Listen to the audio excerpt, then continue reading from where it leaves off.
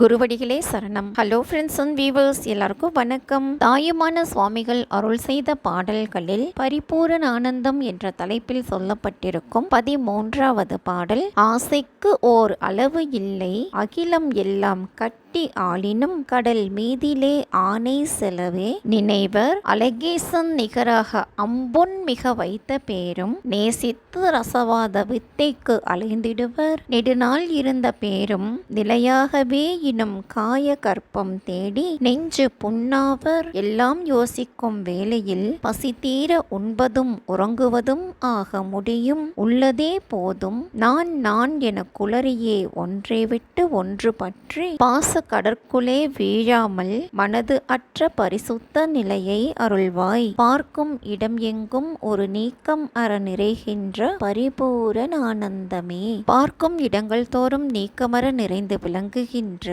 முழுமையான பேரின்பமே.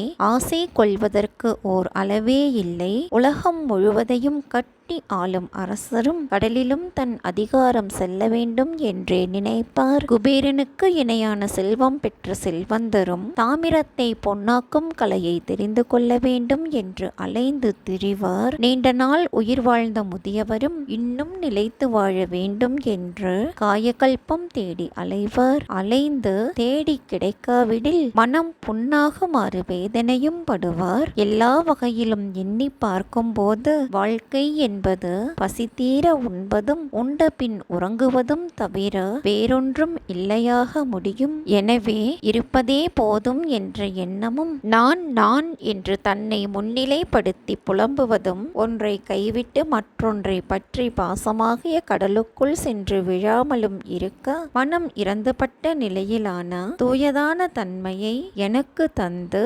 அருள்வாயாக.